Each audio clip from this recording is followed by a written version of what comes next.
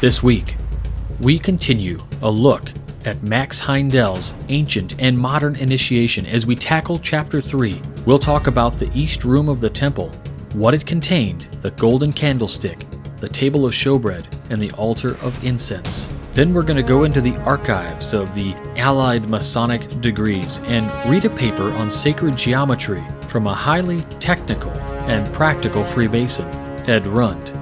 What does Ed Rund have to say about the 4 levels of craftsmanship, the skill level, the knowledge level, the wisdom level, and the sacred level? Find out this and more coming right up. Welcome back to Whence Came You, a Masonic podcast featuring research papers and discussions related to Freemasonry. Here's your host, Brother Robert Johnson. All right, welcome back. As you heard, we've got a great episode lined up for you this week. I want to wish everybody out there a happy new year, and I hope what that brings to you is, whether arbitrary or not, a sense of new beginning. And for those of you who started early, who have this mindset that you don't need a clear, delineated marking of a new year to start a new habit or to stop doing something or to better yourself, and you've started already, congratulations. Those of you who waited for this new year, I am pulling for you. I hope that you are able to succeed in all of your resolutions. I want to thank our contributors, our fellows, producers, and legacy partners.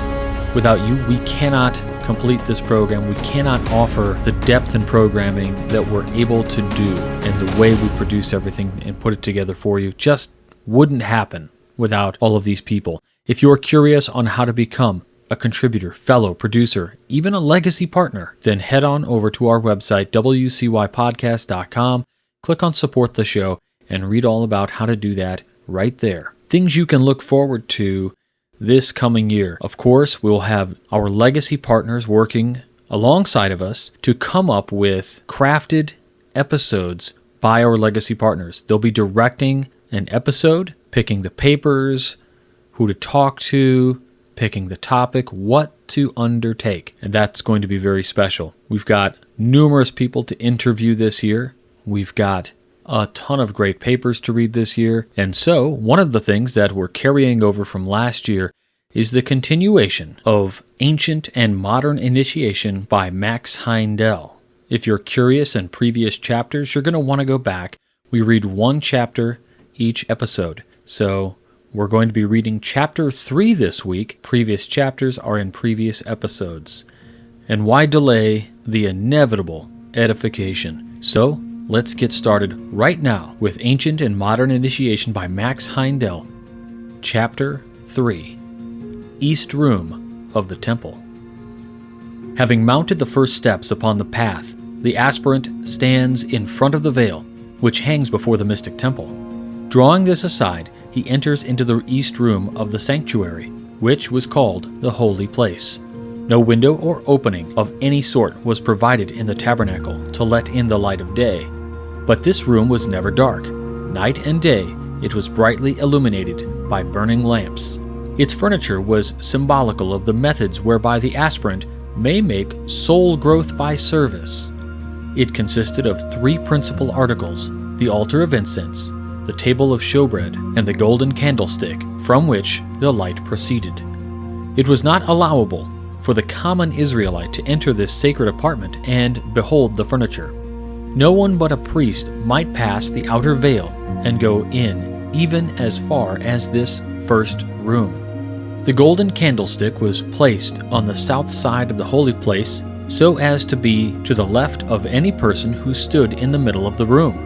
It was made entirely of pure gold and consisted of a shaft or principal stem rising upright from a base, together with 6 branches. These branches started at 3 different points on the stem and curved upward in 3 partial circles of varying diameter, symbolizing the 3 periods of development: Saturn, Sun, and Moon periods, which man went through before the Earth period, which was not half spent. This latter period was signified by the 7th light. Each of these 7 branches terminated in a lamp, and these lamps were supplied with the purest olive oil, which was made by a special process The priests were required to take care that the candlestick was never without a light.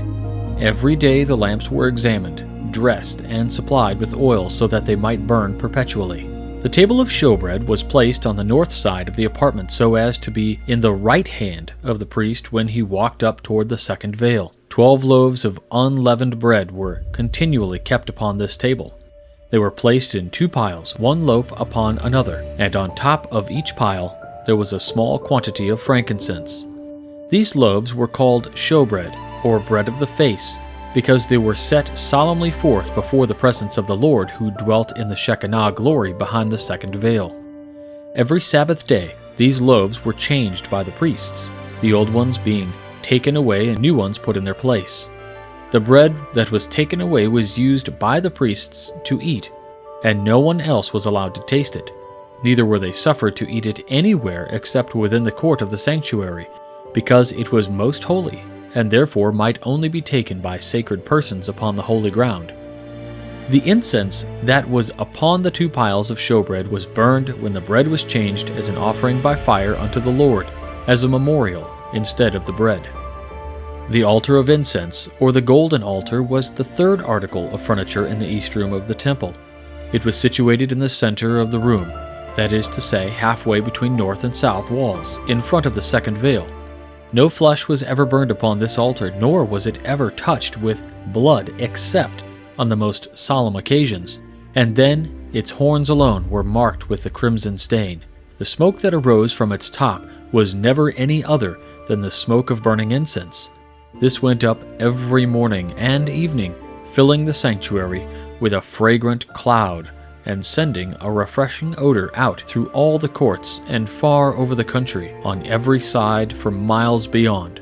Because incense was thus burned every day, it was called a quote-unquote perpetual incense before the Lord. It was not simple frankincense which was burned, but a compound of this with other sweet spices, made according to the direction of Jehovah, for this special purpose, and so considered holy, such as no man was allowed to make like unto for common use.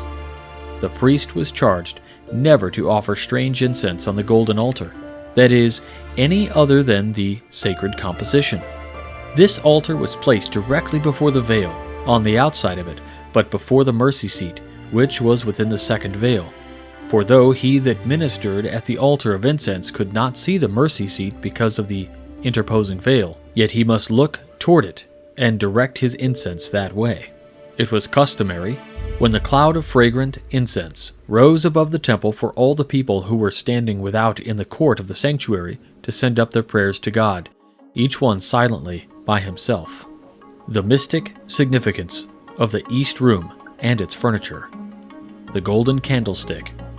As previously said, when the priest stood in the center of the east room of the tabernacle, the 7-branched candlestick was on his left, toward the south. This was symbolical of the fact that the 7 light givers, or planets, which tread the mystic circle, dance around the central orb, the sun, travel in the narrow belt comprising 8 degrees on either side of the sun's path, which is called the zodiac. God is light, and the 7 spirits before the throne are God's ministers. Therefore, they are messengers of light to humanity. Furthermore, as the heavens are ablaze with light, when the moon in its phases arrives at the full in the eastern part of the heavens, so also the east room of the tabernacle was filled with light, indicating visibly the presence there of God and his 7 ministers, the star angels. We may note in passing the light of the golden candlestick, which was clear and the flame odorless, and compare it with the smoke-enveloped flame on the altar of burnt offerings, which, in a certain sense, generated darkness rather than dispelled it. But there is still a deeper and more sublime meaning in this fire symbol, which we will not take up for discussion until we come to the Shekinah glory, whose dazzling brilliance hovered over the mercy seat in the west room. Before we can enter into this subject, we must understand all the symbols that lie between the golden candlestick and that sublime Father fire, which, the crowning glory of the Holy of Holies, the most sacred part of the tabernacle in the wilderness.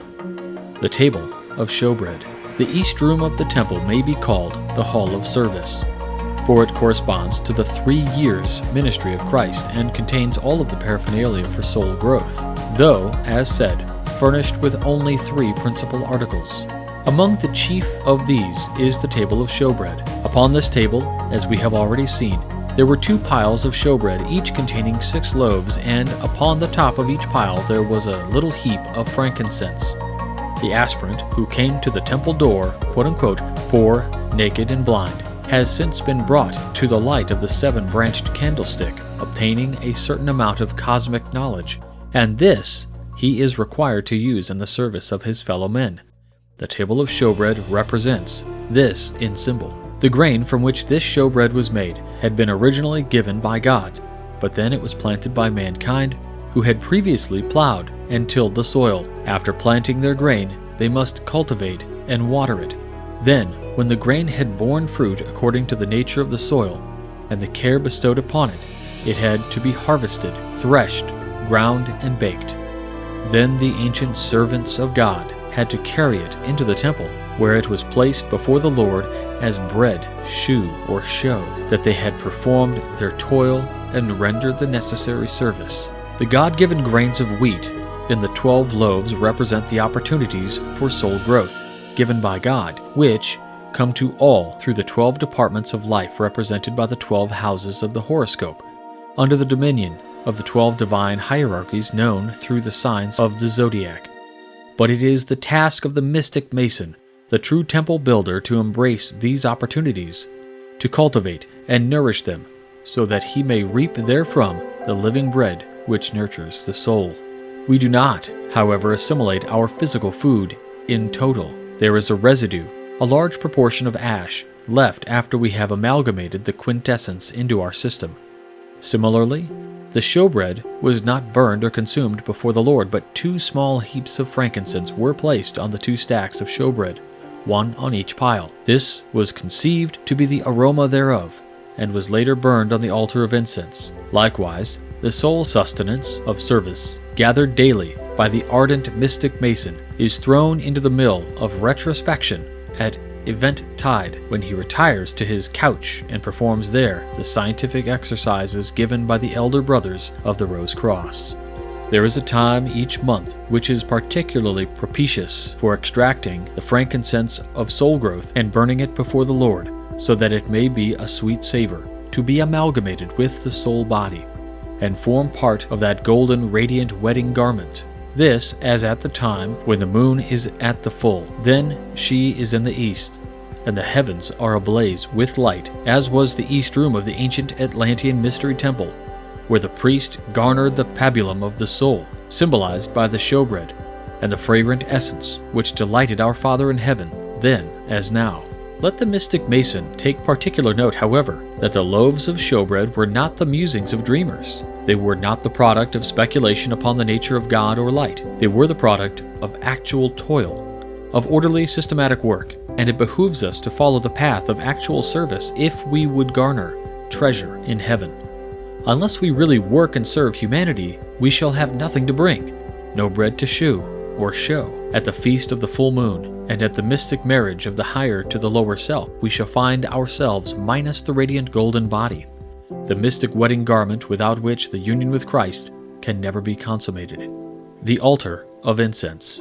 At the Altar of Incense, as we saw in the general description of the tabernacle and its furniture, incense was offered before the Lord continually, and the priest who stood before the altar, ministering, was at that time looking toward the mercy seat over the ark, though it was impossible for him to see it because of the second veil, which was interposed between the first and second apartments of the tabernacle, the holy place, and the Holy of Holies.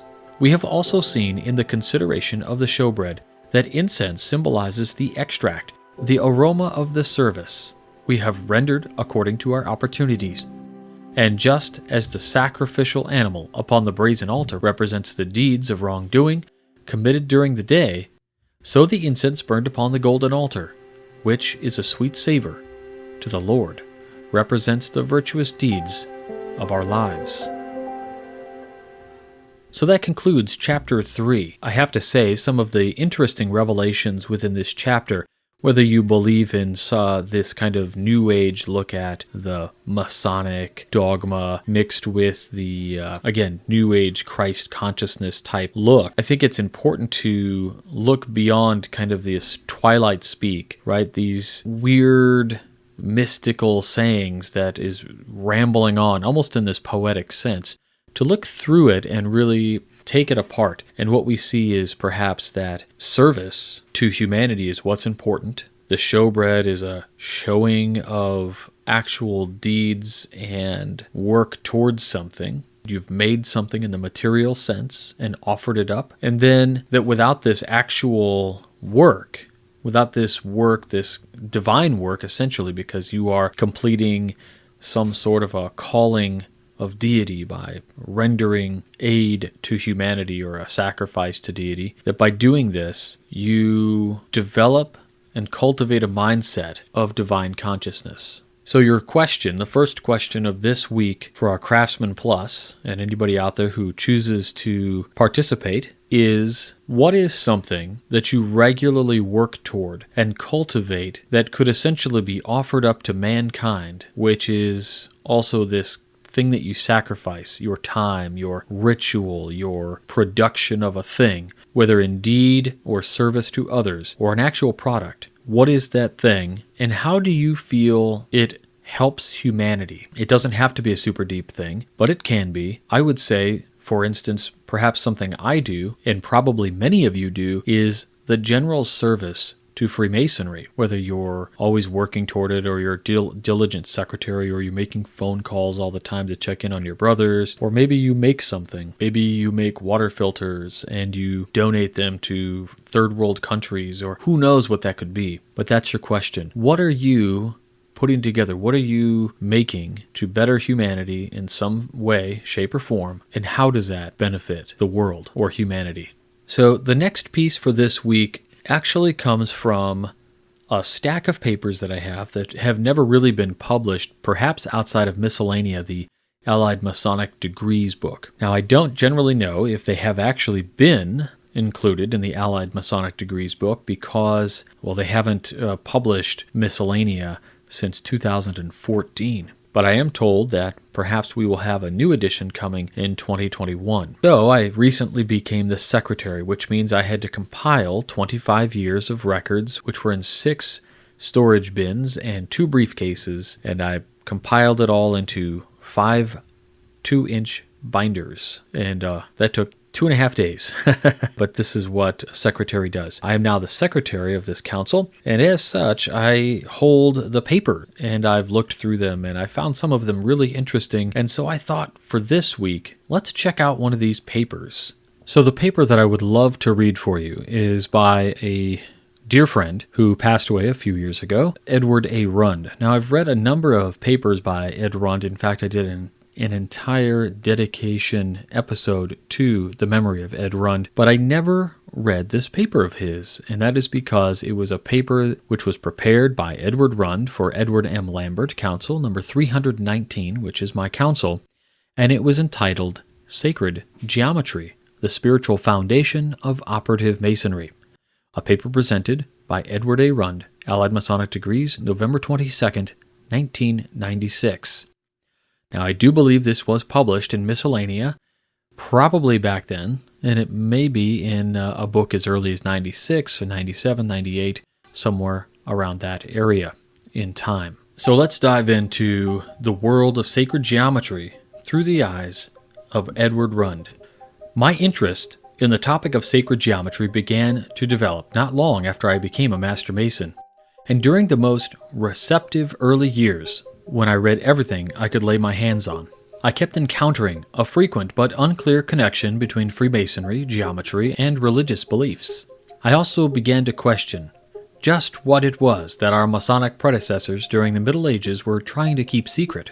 What knowledge, skills, and special meanings were passed along during the operative Mason's travels from initiate to fellow of the craft?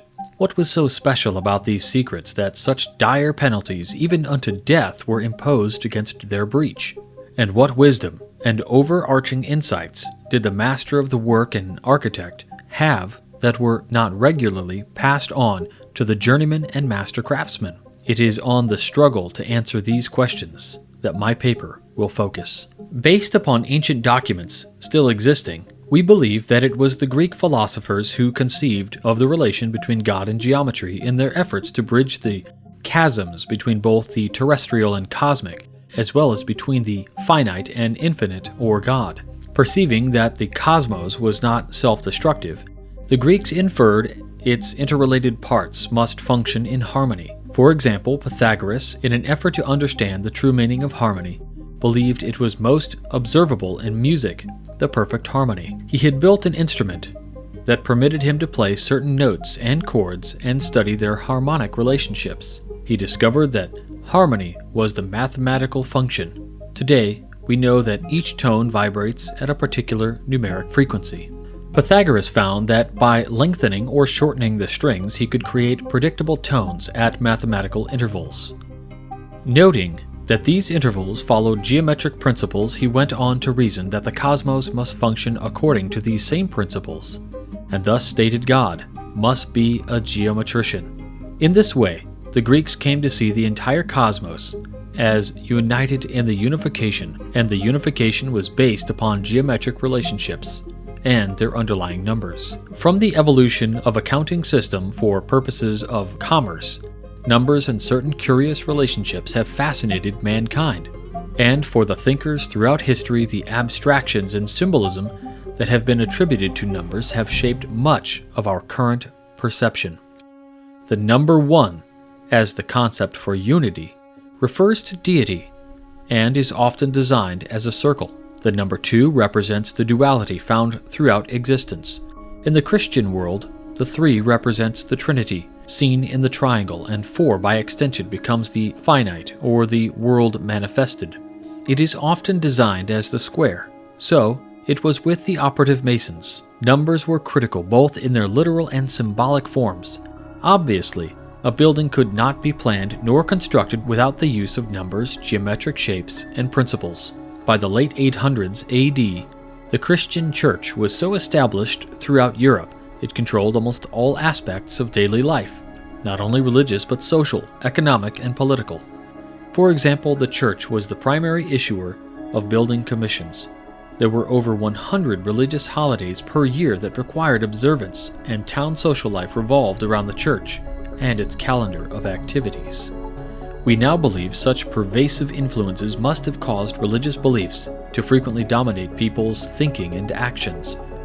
Also remember, with the exception of clergy and the very wealthy, most were illiterate, so when it came to moral instruction by the Church, the principles were taught through picture, symbols, and allegories. For example, Bible stories were learned and reinforced through stained glass pictures in the Church. So it should be of little surprise that operative Masonry, so closely connected with the Church, should emphasize moral structure and teach it through the use of symbols and allegory. Yet beyond moral instruction, medieval Masons had to be enlightened to the many skills of their trade. Given this foundation, we can now examine what I believe are 4 levels of degrees of information that were selectively provided to operative Masons. In the training of young men to become Masons, we can imagine that there were incremental levels of exposure, just as we observe today in the degrees of symbolic Masonry. Such instruction sought to bring about the progressive development of skills in the use of tools in cutting, moving, carving, lifting, fitting, and mortaring stone for the construction of both secular and sacred edifices. We could designate this as a skill level of exposure, and as with the building trades today, a system of controls was vital to the continuity and quality of the work. Controls for ensuring proper instruction during apprenticeship, tests for demonstrating progressive learning, and most importantly, for a craft that was mobile, a means to provide the successful acquisition of necessary skills. We know that by a system of signs, words, and grips, such means were activated, thus controlling entry into the craft and employment at a site. Such skills were given to fellows of the craft. The next higher order provided the knowledge of the construction principles and techniques as evidenced in the design of flying buttresses and the understanding of their load-carrying capacities. The capability to construct a light clerestory level that permitted the erection of cathedrals of both great height and translucence, or the use of wooden trusses or earth fills to lay out arcs, groins, and vaults, whose construction would not be possible without the use of these time-tested techniques. We could designate this as the knowledge level, and I believe such knowledge was extended down to the overseers or supervisors of the work. The next higher order provided the wisdom of the design principles that were passed down through the ages. Archaeological evidence suggests these principles might well have been initiated in Sumer and Persia, further developed in Egypt, then Greece, and eventually passed on to Rome. These principles lent beauty, harmonic proportions, and perspective to the building. For example, the latter being evidenced by lintels that are curved slightly upwards so that at a distance they optically appear straight, or columns cut slightly convex so they appear not to diminish in the middle of their height. Such principles that lend beauty and proportion are found in the dimensions of the golden sector rectangle, the 3-4-5 ratio in a right triangle, the capacity to create and construct on a square, as well as recognizing the relationship between the lines of a building, human perception, and the manner of their cerebral processing, all aimed at creating a most pleasing effect. We could designate this as the wisdom level, which was passed along through years of training to only those builders who were capable of comprehending and had high potential to become master craftsmen. And finally, their insights shared with only the few, the great architects and the master builders, which brings us to the level we might designate as sacred, for it is here that we reach the epitome of comprehension and purpose, the highest order in knowing the way of universal entities stretching between the earthly realm and that of the divine realm of the grand architect of the universe. It is here that we find the awareness of the spiritual meaning underlying the numbers, proportions, and ultimate purposes of these temples for man and temples to God. It was at this level that cosmic secrets were held to be inviolable. What were these secrets contained in sacred geometry? While a full explanation of this complex realm is not possible in a short presentation, the handout I have provided you will hopefully clarify some of these sacred principles, so as to lend a credibility to the entire study of sacred geometry. With just a bit of study, one comes to realize, as did both the ancient philosophers and the medieval architects, the principles underlying all geometric patterns hold constant, from the smallest snail to galactic revolution. Now, the handout that Brother Ed Rund had provided the group was a series of depictions of a triangle and the golden ratio and even cathedral arches. Ed Rund had an interesting way about him. He was a lifelong educator, a teacher who got paid to be a teacher and a professor and things. So his love of the philosophic world was always evident in the way he talked about technical things. He always got technical with everything and had a tendency to, in a good way, talk about the holistic in a way that made sense for everybody else. And he did great in this aspect, and I think that spoke volumes for people who generally don't like or aren't necessarily interested in the quote-unquote esoteric or the secret stuff or the mysteries, the philosophic. So your second question this week relates to what Ed called these different levels. Now, the levels, if you missed it, were the skill level of exposure, which is instruction sought to bring about the progressive development of skills in the use of tools in cutting, moving, carving, lifting, fitting, and mortaring stone for the construction of both secular and sacred edifices. This is the skill level of exposure. There is the knowledge level, which is the knowledge of the construction principles and techniques as evidenced in the design of flying buttresses and the understanding of their load-carrying capacities, etc. That's the knowledge level. Then there is the wisdom level, which Brother Rund says such principles that lead beauty and proportion are found in the dimensions of the golden sector rectangle, the 3-4-5 ratio in the right triangle, the capacity to create and construct on the square, as well as recognizing the relationship between the lines of the building, human perception, and manner of cerebral processing. This is that wisdom level. And then lastly, he designates the sacred level. This is the epitome of comprehension and purpose, the highest order in knowing, the way of the universal entity stretching between earth and the heavens. Of these 4 levels, do you, in your practical life, work in one of these levels continually? Or do you find that in all areas of your life, you fluidly move through these? I know what I would say, but before I give my 2 cents on this, I want to read what you have to say. So, for our Craftsman Plus folks, all of our producers, fellows and contributors, legacy partners, you're in that Facebook group. Respond to the questions when they get posted. That way I can see what your thoughts are and we can all grow together. But that's it for this week. Before I leave you, I'll go ahead and let you know that Brother John Ruark and I will be doing a joint presentation on It's Business Time, the book that we co-wrote together about adapting a corporate path for Freemasonry. We're going to be doing that for Publicity Lodge number 1000 in New York. It'll be their 1025th special communication. Brother John Ruark and I will be part of that. The event details you can find on the website. It'll be under Zoom. If you're interested, then you need to reach out to Publicity Lodge number 1000. Check your Facebook group invites and events, and you should find it there. Then on the 27th of January, I'll be doing the Tetragrammaton presentation, and I'll be doing that as a Zoom presentation. The invite is on the website, so you can just click there and add it to your calendar. January 27th, 7 p.m. Central. And then February, I'll be doing the Masonic Pub Crawl. Then we've got May 1st, maybe, Masonic Con, Ezekiel Bates, we'll see. And then we'll be doing the Masonic Pub Crawl again. But that's it for this week, so I want to thank our producers, fellows, contributors, legacy partners, and everybody out there who shares our content and spreads the light of Masonry. Without you, we can't make this program. If you want to learn more about how to support us, head on over to wcypodcast.com, click on Support the Show, or you can check out the shop. We've got some great things coming in 2021, including a leather notebook and pen, which will be coming soon. So that's it. Until next week, stay on the level. For Whence Came You, I'm Robert Johnson. Take care. You've been listening to Whence Came You, a Masonic podcast featuring research papers and discussions related to Freemasonry with your host, Brother Robert Johnson. Be sure to join us for our next edition.